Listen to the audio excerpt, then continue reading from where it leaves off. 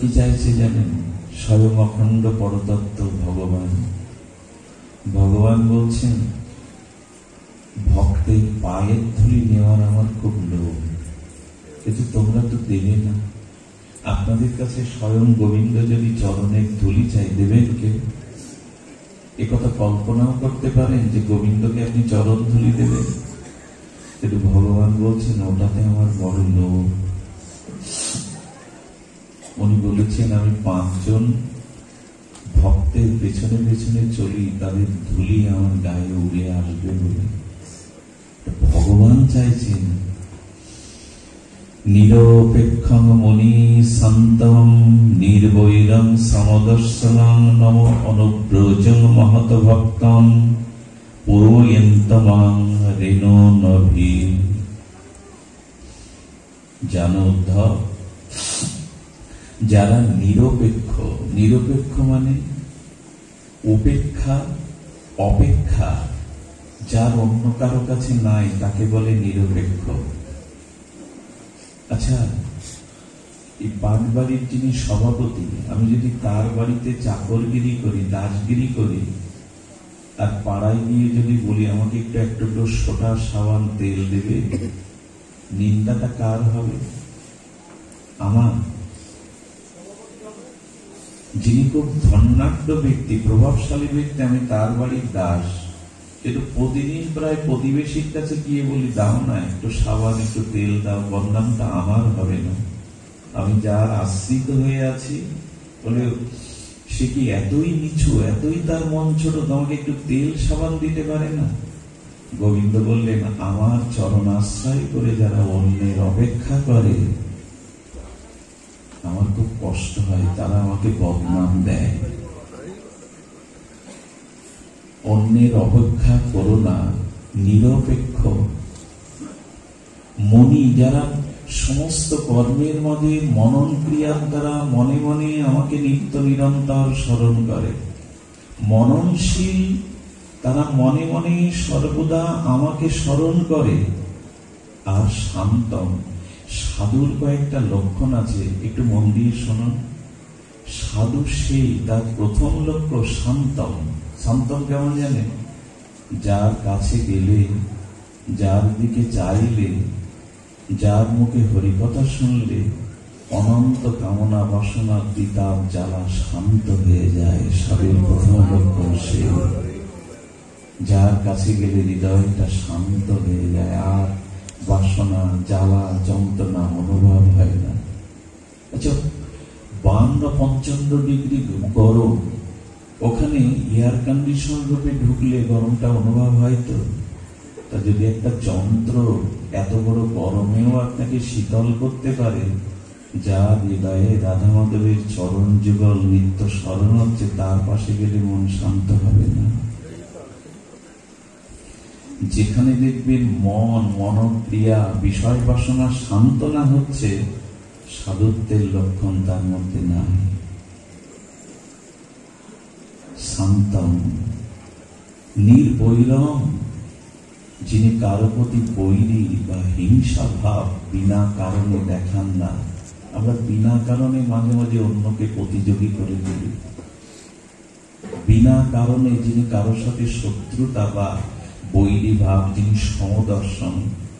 সমদর্শন মানে এখানে যারা আছে সবার মধ্যে আমার প্রাণ প্রভু আছেন, গোবিন্দ আছে।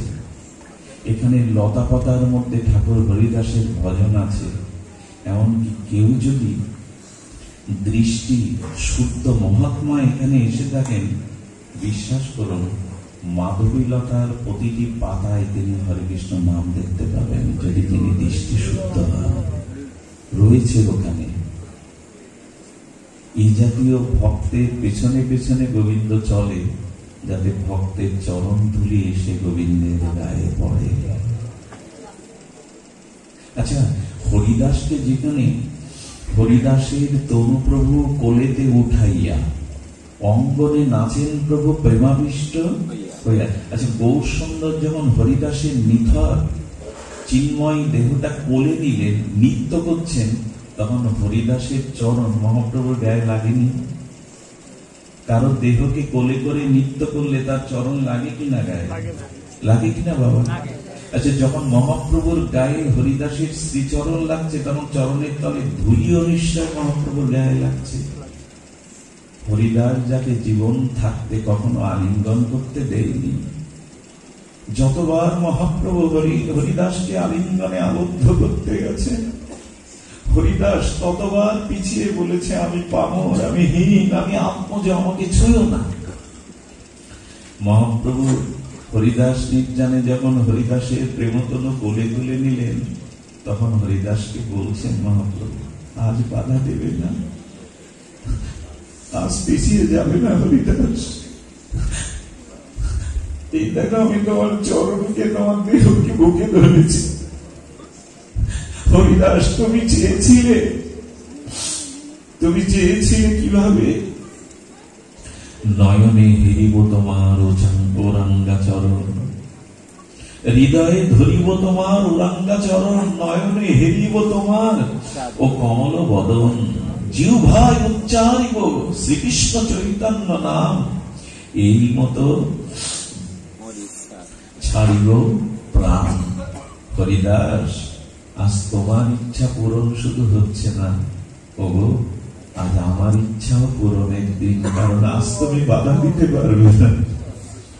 আজ আমি তোমাকে বুকে করে চুম্বন করছি, নৃত্য করছি, তোমার চরণ গায়ে, তুমি বাধা দেবে না, পিছিয়ে যাবে না।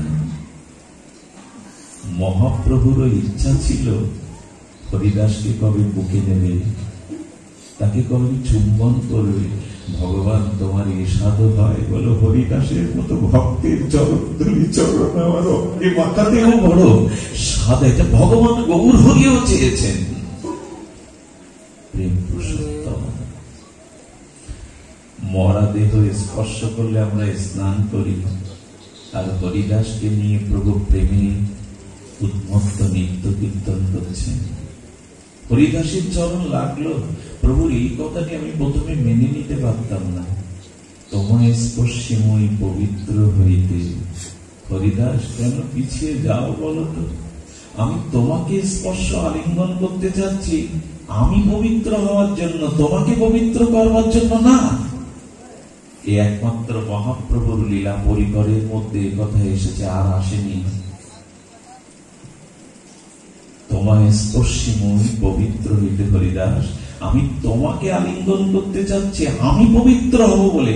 মহাপ্রভুর মধ্যে অপবিত্র কি আছিল যে উনি পবিত্র হবেন? স্বয়ং শ্রীকৃষ্ণ চৈতন্য, রাধা ভাবকান্তি দুতি, পরতত্ত্ব প্রেম সীমা, যার নাম নিলেই জীবে প্রেম হয়, বিনা বিচারে যিনি জীবকে অপ্রাকৃত ব্রজপ্রেম দিয়েছেন, তিনি বললেন, আমি পবিত্র হব তোমাকে ছুঁয়ে। একথা কি উপলব্ধি করেছি যে ভক্তকে স্পর্শ করলে ভগবানও, আচ্ছা, ভগবানের মধ্যে অপবিত্রতা কি আছে যে উনি পবিত্র হবেন? মহাপ্রভু বলেছিলেন, তোমার মতো দৈন্য চোখের জল আমার নেই হরিদাস, তোমার মতো দৈন্য আমার নাই। আমি শ্রীকৃষ্ণ চৈতন্য সন্ন্যাসী, আমি গৌরী বরং বসনধারী। সারা জীবন সন্ন্যাসী হয়ে তুমি সন্ন্যাসীর অভিমান কখনো করনি। হরিদাস কি বলতেন জানেন? এ কথা কল্পনাও আসবে না। লজ্জা নিবারণের জন্য এক টুকরো কাপড় কোথা থেকে কুড়িয়ে পেয়ে অঙ্গ ঢাকতেন, আর কিছু করেননি। ঠাকুর হরিদাস ঘর বাঁধবে না বলে মহাপ্রভু জগন্নাথের বকুল কাষ্ঠ দিয়ে তাকে আশ্রয় দিয়েছিলেন। আর প্রসাদ, মানুষের বাঁধবার জন্য একটু থাকার জায়গা, একটু দুটো উদারস্থ প্রসাদ মহাপ্রভু বলেছিলেন, গোবিন্দ আমার অধরামৃত প্রসাদ অবশিষ্ট তোমাকে দিয়ে যাবে। আর হরিদাস, তুমি তো আমার গাম্ভীরায় যাবে না, তুমি তো কখনো জগন্নাথকে দর্শন করতে যাবে না তোমার দৈন্য বলে, তবে জেনে রাখো আমি নিত্য তোমার দুয়ারে আসবো। হরিদাস, তোমাকে যেতে হবে আমার কাছে। ভগবানের প্রতি যদি সমর্পণ করতে পারেন, বললেন তার আশ্রয়, তার খাদ্য এবং তাকে কৃপা করবার জন্য স্বয়ং গৌর হরি নিত্য হরিদাসের কাছে আসতেন। কারণ হরিদাস বলেছিল, লীলাচল চলিলে মোর কোন গতি। প্রভু তুমি ছাড়া তো আমার কোনো গতি নাই। তো যার ভগবান ছাড়া গতি নাই, ভগবান তো তার সব ভার নেবেন। এই জন্য নিবেদন করব, আজকের এই দিনে বেশি বলবার মতো অবসর নেই, তবু বলবো, হরিদাস যবে চলে যেতে চেয়েছিল, মহাপ্রভু তাকে বলেছিলেন, আমার যত কাজ সব তোমা লইয়া, আমি যোগ্য নই বলে আমি ছেড়ে যাচ্ছি হরিদাস। আচ্ছা, মহাপ্রভুর কাজ কি? মহাপ্রভুর কাজ কি জানেন? জগৎকে হরিনাম আর প্রেম দান, ব্রজ প্রেম। হরিদাস, এটা কেবল তোমার দ্বারা, নিত্যানন্দের দ্বারা সম্ভব। আমার যত কাজ সব তোমা লইয়া। মহাপ্রভু এই কথাটা মেনে নিতে পারি না। আমি তোমার যোগ্য নই বলে তুমি ছেড়ে যাচ্ছ হরিদাস। আমার যোগ্যতা নেই তোমাকে ধরে রাখতে, এজন্য তুমি ছেড়ে যাচ্ছ। আচ্ছা প্রভু, বৃদ্ধ হরিদাসকে নাম প্রচারে পাঠাচ্ছ কেন? তুমি আর কাউকে পাওনি? দুয়ারে দুয়ারে, জীবের দুয়ারে হরিদাসকে, নিতাই চাঁদকে পাঠাচ্ছ কেন? বাবাজি মহারাজ বলে গেছেন, শোনো শোনো নিত্যানন্দ, শোনো হরিদাস, সর্বত্র আমার আজ্ঞা, কেন পাঠাচ্ছ? বলে কেন জানো? হরিদাসকে সামনে দেখলে এমন কোন বিষয় নেই যে তার মুখে কৃষ্ণ নাম না আসে। হরিদাসকে দেখলে না আসে। যাহারে দেখিলে মুখে আইসে কৃষ্ণ নাম,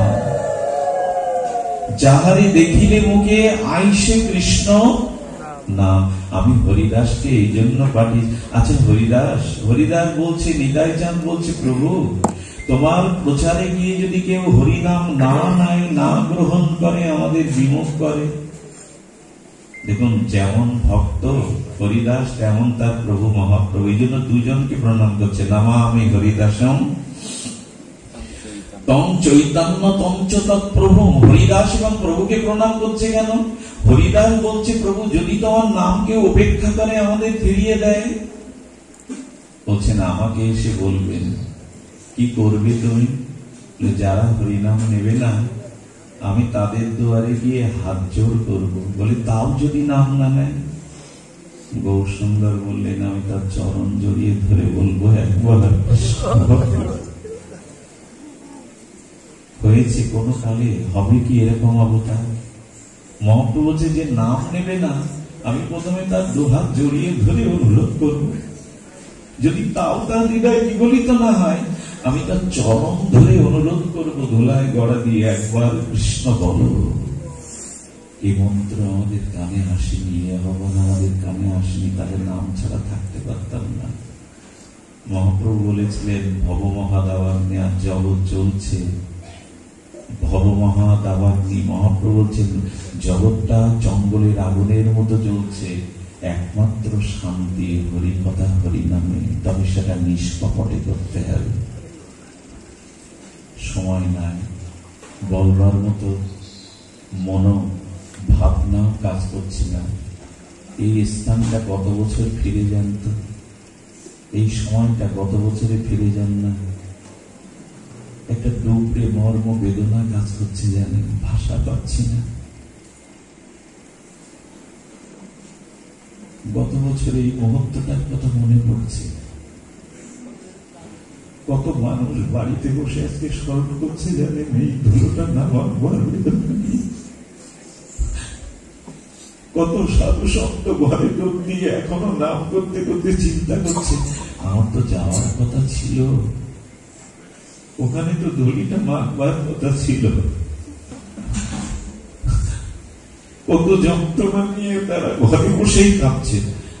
আমাকেও কয়েকজন জানিয়েছে, এখনো না ঘরের মধ্যে স্থানটা স্মরণ করে কাঁদছে। এজন্য বড় ব্যথা বুকে, যন্ত্রণা বুকে, বলবার ভাষাও পাচ্ছে না। তবু এইটুকু বলবো, ঠাকুর, সমস্ত প্রতিকূলতার মধ্যে আমরা তোমাকে ভুলিনি। ঠাকুর, তুমি জগতের জন্য সব দিয়ে গেছ, আমাদেরকে করুণার সাগরে ভাসিয়ে গেছ।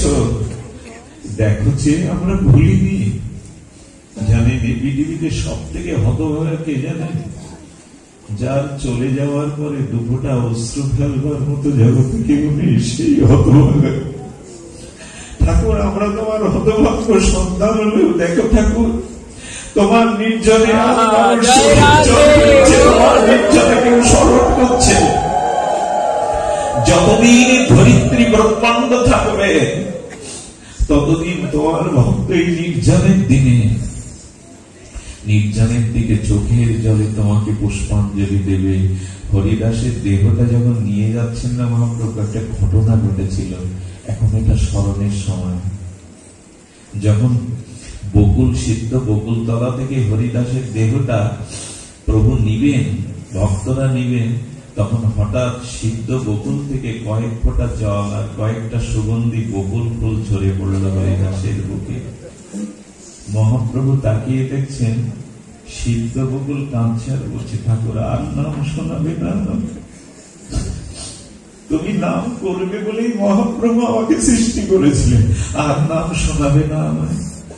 প্রভু তোমার সেই মধুর সংকীর্তন নাম আর শুনতে পাবো না।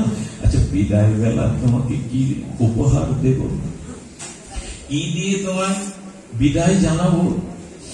মহাপ্রভু দেখছেন সিদ্ধ বকুল কয়েক ফোঁটা বিরহ অশ্রু হরিদাসের গায়ে দিলেন, বকুল ফুল দিলেন।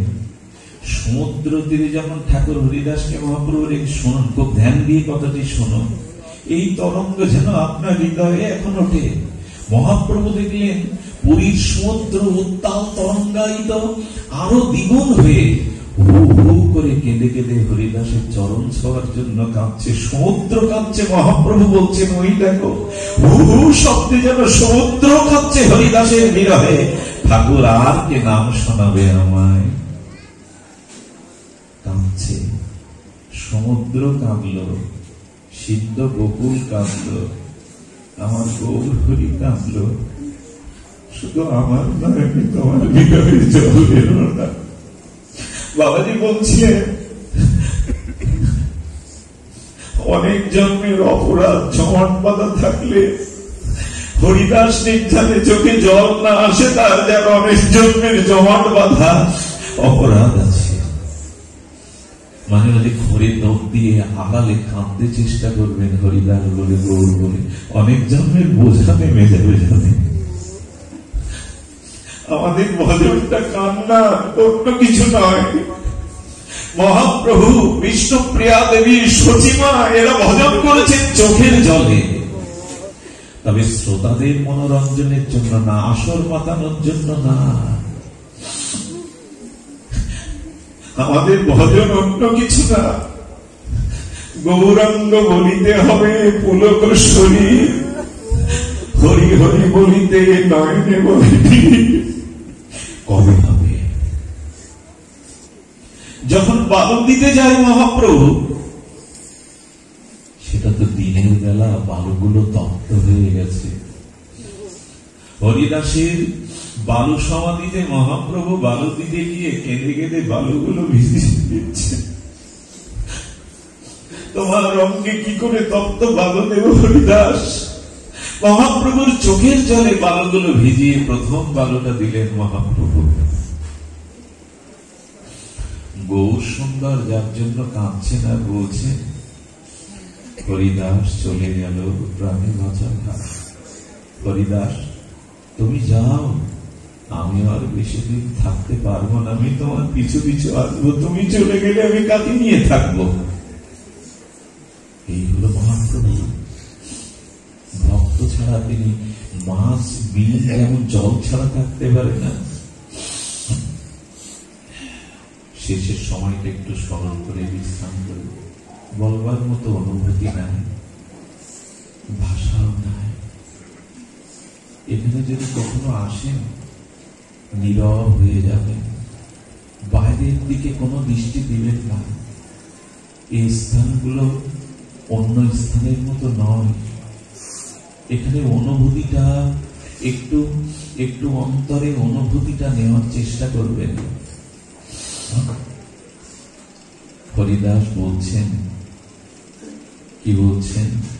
হরিদাস বন্দিল প্রভু আর বৈষ্ণব চরণ। আমাদের ভূষণ কি? অঙ্গে কি ভূষণ দেব আমরা? হাতে অনেকগুলো অঙ্কি ফুলমালা না, হরিদাস বলছেন বৈষ্ণবের চরণ ধুলিয়ে দেহের ভূষণ করো। বৃষ্টিটা, বর্ষণটা আমাদের কিছুটা প্রেমেও বিঘ্ন ঘটেছে।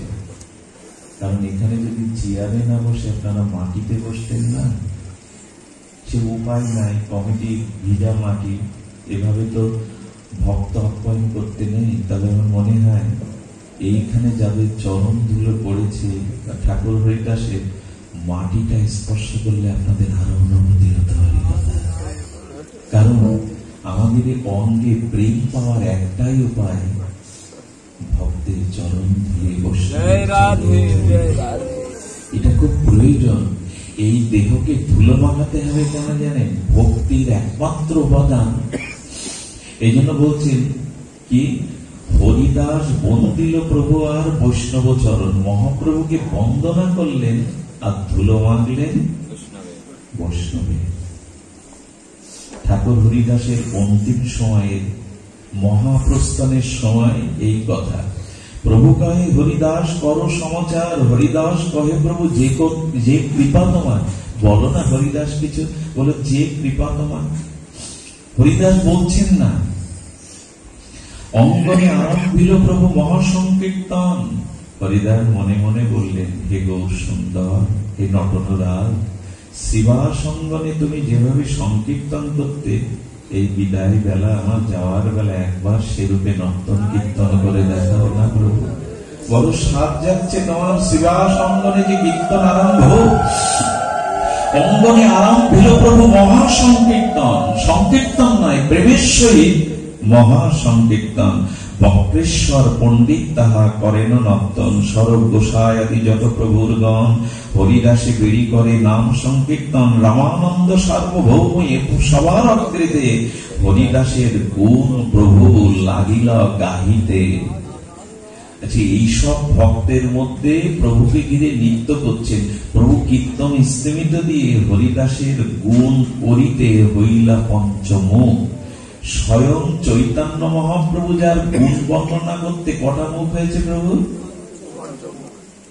মহাপ্রভু যার গুণ লীলা বর্ণনা করতে পঞ্চমুখ হচ্ছে, এই নরকের কি নর্দমার পোকার পক্ষে সম্ভব তার গুণকীর্তন করাবো? সম্ভব কি? সম্ভব নয়। কহিতে কহিতেও প্রভুর বাড়ে মহাসুখ। হরিদাসের গুণ গাহিতে যার সুখ হয় না, মহাপ্রভু বললেন সে আমার নয়। হরিদাসের মহিমা শুনতে যার রতিমতি হয় না, সুখ হয় না অন্তরে, মহাপ্রভু বলছে সে আমার নয়। যাকে ভালোবাসা যায় না, তার গ্রামের নামটাও কোথাও দেখলে 5 বার দেখতে ইচ্ছা করে, পড়তে ইচ্ছা করে। যাকে খুব ভালোবাসা যায়, তার জন্মস্থানের নামটাও 2-10 বার দেখলে মনে ভালো লাগে। তো হরিদাসের গুণ যদি আজকে নীরবে শুনতে ভালো না লাগে, তাহলে জানবেন আপনি হরিদাসের কেউ নন। মহাপ্রভু সুখ পাচ্ছেন।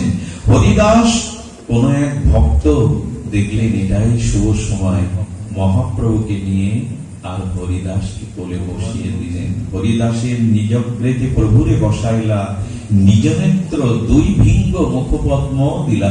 হরিদাসের নয়নটা যেন ভ্রমর হয়েছে, আর মহাপ্রভুর বদনটা যেমন কমল পদ্ম হয়েছে। ভ্রমর যেমন প্রবাল অনুরাগ রাগিনীতে আলাপ করতে করতে পদ্মের সৌন্দর্য মধুকে আস্বাদন করে, হরিদাসের নয়ন ভ্রমর যেন মহাপ্রভুর বদন কমলকে অমৃত প্রেম রসে নয়ন ভৃঙ্গ পান করছেন। নিজ নেত্র 2 ভিঙ্গ মুখপদ্মে দিল, সহৃদয়ে আমি ধরিল প্রভুর চরণ। এ ভাগ্য জগতে কার হয়েছে? প্রভুর চরণ তো না, হরিদাস বুকে গেলে হৃদয়ে ধরিব তোমার। আহা, এই কথা ভাবলেই প্রেম হয়, এই কথা ভাবলেই করুণা হয়। সব ভক্তের পদরেণু মস্তকে ভূষণ।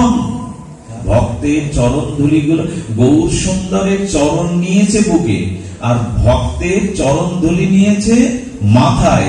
আর জিহ্বাতে শ্রীকৃষ্ণ চৈতন্য। পৃথিবীতে এমনি ভক্ত আর কে আছে যার বিদায় বেলা এই ত্রয়ী ভাবে তিনি বিবাহিত হইলেন। শ্রীকৃষ্ণ শব্দ বলে বারবার, প্রভু মুখ মাধুরী পেয়ে জলনেত্রধার। শ্রীকৃষ্ণ চৈতন্য শব্দ করিতে উচ্চারণ, নামের সহিত প্রাণ করিল উৎক্রামণ। হরিদাসের ইচ্ছা যাবে হইল চলিতে, আমার শপথি তারে নারিল রাখিতে। মহাপ্রভু বলছেন, হরিদাসের যখন ইচ্ছা হলো যাবার, আমার শক্তি নেই তাকে রাখবার।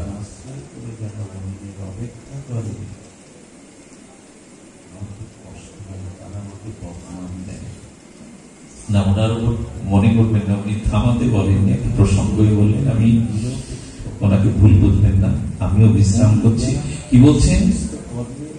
আমার শপথিকারে না রাখিতে। আচ্ছা, মহাপ্রভু হরিদাসকে রাখবার শক্তি রাখেন না?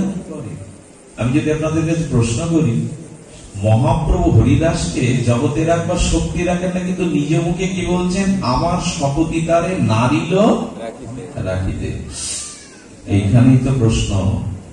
ভগবান বলছেন, শুদ্ধ প্রেমিক ভক্তের কাছে আমার ইচ্ছার কোন মূল্য, ভক্তের ইচ্ছায় আমার ইচ্ছা, আমার কোন স্বতন্ত্র ইচ্ছা নাই।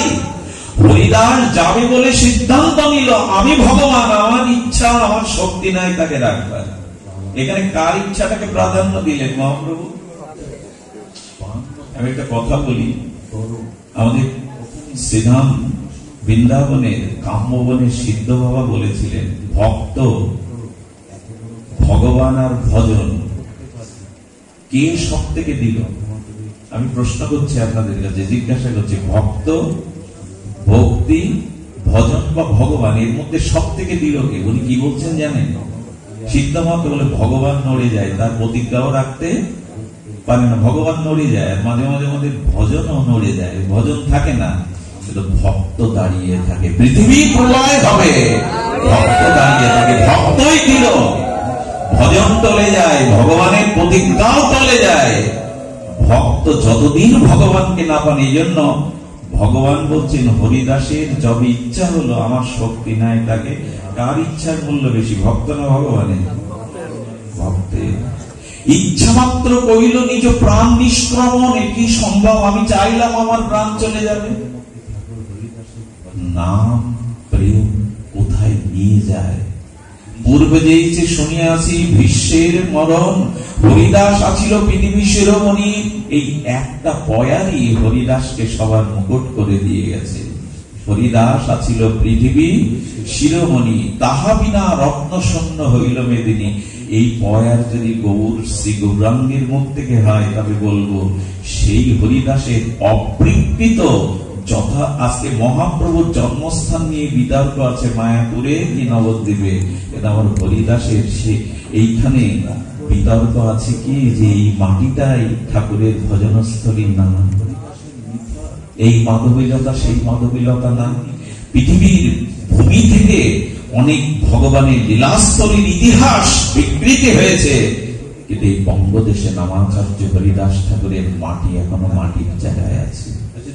আজও সাক্ষী হয়ে আছে মাধবীলতা, আজও সাক্ষী হয়ে আছে তমা। এই স্থান না, আজকের দিনে আপনারা হয়তো কতটুকু অনুভব করছেন জানি না, সারা বিশ্বের বৈষ্ণবজন, গৌরীয়জন, তারা আজকে এই স্থানকে স্মরণ করছে, বেনাপোল নামটা উচ্চারণ করেছে। চৈতন্য চরিতামৃতের পাতায় বেনাপোল ভজনস্থলীর নামটা, পৃথিবী প্রলয় হয়ে যাবে, আবার সৃষ্টি হবে, তবু বেনাপোল শব্দটা, হরিদাসের ভজনস্থলী শব্দটা মুছবে না। পৃথিবী বহুবার প্রলয় হবে, এই শব্দ মুছবে না। এই স্থানের মহিমা এটা মুছবে না।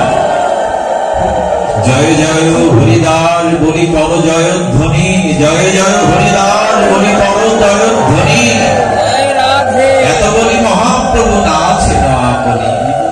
হরিদাসের জয় দিয়ে মহাপ্রভু নৃত্য করছে, কিন্তু আমাদের মন দোলা লাগলো না, আমাদের মনে প্রেমের তরঙ্গ বইল না। আজ হরিদাসের জয়ের ধ্বনি দিতে দিতে প্রভু নৃত্য করছেন। সবে গায় জয় জয় জয় হরিদাস, নামের মহিমা যেই করিল প্রকাশ।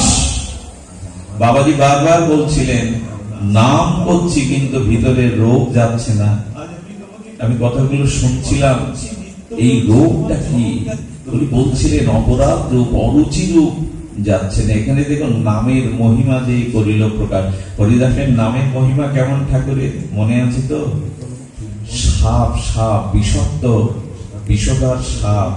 হরিদাস বলছে কি, ওগো হরিদাস হাত জোর করে বলছে, ওগো তুমি এই মাটির নিচে নাম শুনতে এসেছো, কিন্তু তোমার বিষে উপরের মাটিটা বিষময় হয়ে গেছে, ভক্তরা বসলে কষ্ট পায়, যাও না ভক্তদের শান্তির জন্য তুমি স্থান ছেড়ে যাও না। যারা নাম করে তার কথায়, আপনার আমার কথায় যারা লৌক নাম করে যাবে তো সাপটা মুখ উঁচু করে মাটির নিচ থেকে বেরিয়ে যেতে যেতে হরিদাসের দিকে কয়েকবার তাকিয়েছিল।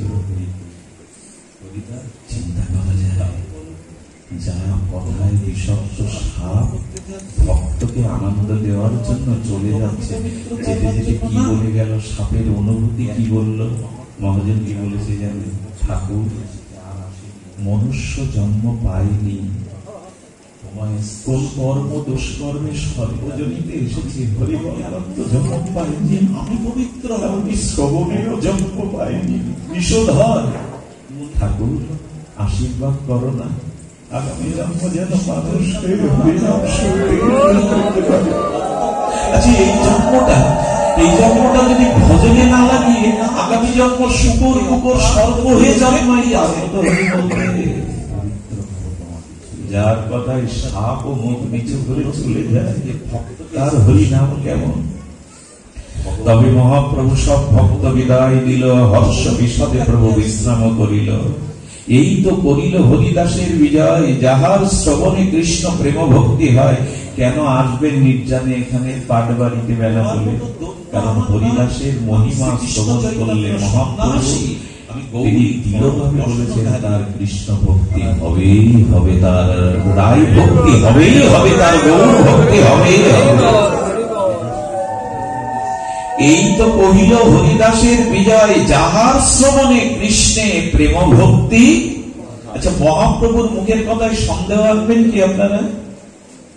তো হরিদাসের এই বিজয় উৎসবের কথা, এই নির্জনের কথা, হরিদাসের অনন্ত মাধুর্য লীলার কথা যারা শ্রবণ করবে তাদের প্রেম ভক্তি বলছেন গৌরী। তবে পাত্রেও তো দরকার। ভগবান আসলে এসে পূর্ণ হয় না, শুনে রাখুন, এখানে এলে পূর্ণ হয় না, এখানে এলে প্রেম ভক্তি হয়। আর একটা জিনিস আর কি জানেন, এখানে এলে তার ঘুম ভেঙে যায়। ঘুম মানে বিছানার প্রভাতের ঘুম না, অনন্তকাল কামনা বাসনায় তার হৃদয় ঘুমিয়েছিল, সে জেগে ওঠে, এখানে জেগে ওঠে। আর ভাগবত শুনতে গেলে কি হয় জানে? ভাগবত হলো দর্পণের মতো, সাধু সঙ্গ হলো দর্পণের মতো। আয়নার সামনে দুটো ক্রিয়া হয়, এক নিজের কোথায় অসুন্দরতা খুদ আছে ওটা চোখে পড়ে, তেমন ভাগবত এলে মনে হয় আমার ভিতরে এই দোষগুলো আছে, আর কবে সংশোধন হবে। আর আয়নার সামনে দাঁড়িয়ে হাসলে, আনন্দ করলে আনন্দটা ভেতর থেকেও ফিরিয়ে দেয়। তাই ভাগবতে আসলে যে আনন্দটা হরিকথার মধ্যে ভগবানকে নিবেদন করছেন, ভগবান কোটি গুণ আনন্দ আপনাকে ফিরিয়ে দেয়। এই হলো ভাগবতের মায়া। চৈতন্যের ভক্তবৎসলা হইতে ইহাতেও জানি, ভক্তমঞ্চা পূর্ণ কইল ন্যাসী শিরোমণি। শেষকালে দিল তারে দর্শনে স্পর্শন, তারে কোলে করি কইল আপনি নর্তন। আপনি শ্রীহস্তে তারে কৃপাই বালু দিলা, আপনি প্রসাদ মাগি মহোৎসব কইলা। ভগবান ভিক্ষা করছেন, একথা কল্পনা করতে পারবেন? যার চরণে লক্ষ্মী দেবী, যার চরণে কমলা দেবী, যার চরণে অন্নপূর্ণা ঘুরে বেড়ায়, কখন সেবায় লাগবে, সেই হরিদাসের জন্য পৃথিবীতে তার দ্বিতীয় দৃষ্টান্ত নেই। মহাপ্রভু আচল পেতে কসারির কাছে ভিক্ষা করেছিলেন। এরকম কারোর জন্য প্রভু করেছেন তো? আমায় ভিক্ষা দাও। আমার হরিদাসের নির্জন মহোৎসব বৈষ্ণব সেবা মহাপ্রভু ভিক্ষা চাচ্ছেন, যার চরণে লক্ষ্মী লুটায়। এই হলো ভক্তের মহিমা, হরিদাসের মহিমা। সবাই কি করেছে, যারা দোকানি পাশরি, তারা যা যা বিক্রি করতে এসেছিল, প্রভু ভিক্ষা চেয়েছেন বলে কেউ বিচার করেনি আজকে খাবো কি, খাওয়াবো কি, কি রোজগার করবো, সব মহাপ্রভুর কাছে দিতে যাচ্ছেন। শরৎ দামোদর বললেন, আমাদের প্রভু নিয়ে দিয়ে দিচ্ছেন। এই জন্য আপনি বালু দিলেন, আপনি ভিক্ষা করলেন, আপনি ভক্তের পথে প্রসাদ দিলেন, সে হরিদাস তাদের প্রভুর কত প্রিয়। ভগবান যার জন্য আচল পেতে ভিক্ষা করেন, ভগবান যাতে বালু দেন, ভগবান যার জন্য বৈষ্ণব সেবা নিজে দেন,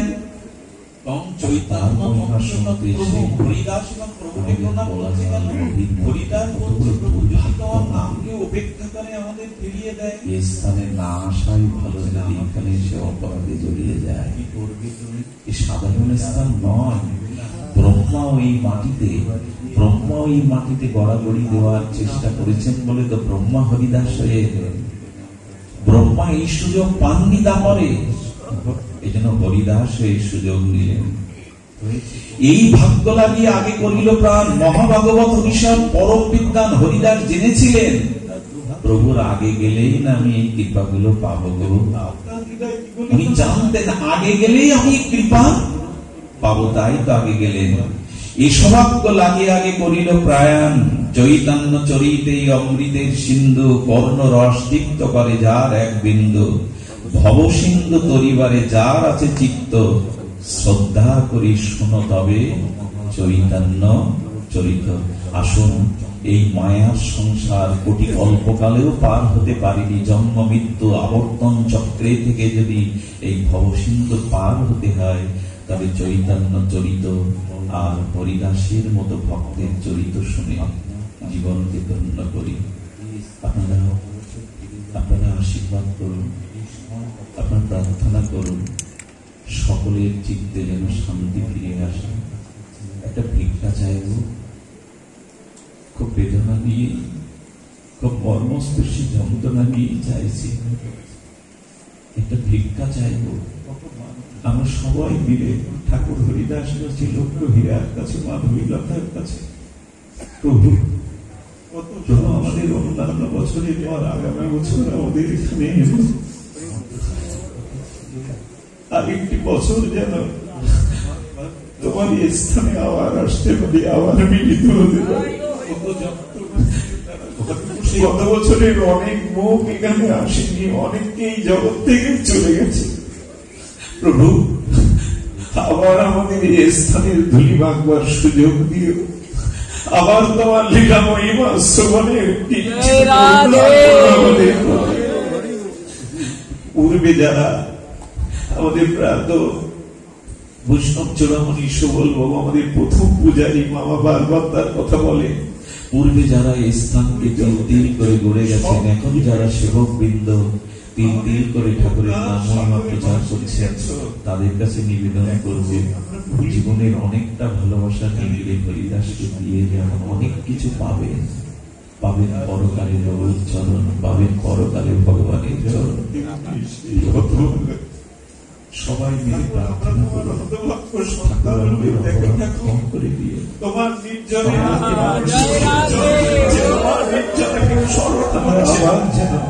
এভাবে তোমার অতিবাহিত